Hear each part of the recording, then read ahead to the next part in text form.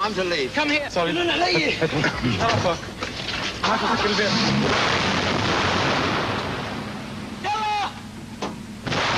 Beyruth slips daily deeper into the shadow of the Valley of Death.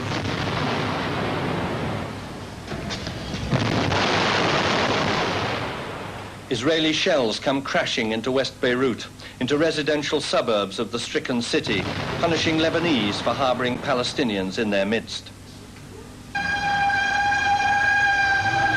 Desperation clouds the air as the wounded are shuttled to hospital.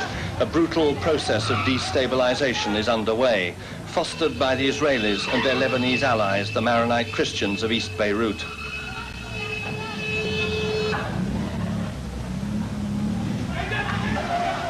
Tempers crack under the pressure. Gunmen of a dozen different militias lord it on the streets. The Israeli aim is to isolate the Palestinians from these erstwhile allies. Fear is the weapon. The once proud hotel district resounded to a thunderous explosion. The whole city shuddered, a great crater yawned, and suspicions mushroomed. Was it another booby-trapped car? By the end of the week, 10 car bombs had exploded in West Beyruth, each one fomenting panic. Or had a truckload of munitions been exploded? Or was the havoc wrought by an Israeli rocket?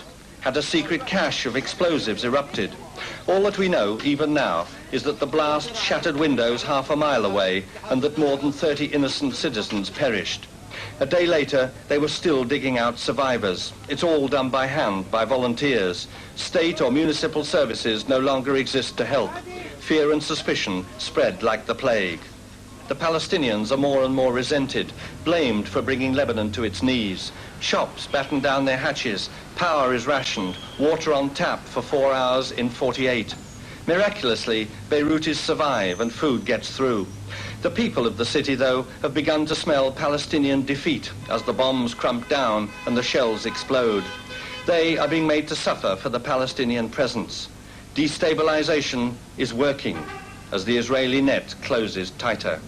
The bombs rain down, not only on what the Israelis describe as Palestinian targets, but on Lebanese targets too. This street was close to the Palestinian quarter. But what has happened to an Israel once famed for its military panache and guile, deploying brute force against the citizens of Lebanon in a bloody crusade against a Palestinian foe that has only ever managed pinpricks against Israel? Hounding the Palestinians has entailed an apparently heedless slaughter of the innocents. War is only as good as the political solutions it produces. But this has been a punitive expedition, not a war, mounted by a people whose own sufferings have stained the pages of history. A bereaved man in despair. His tears, too, are for mankind.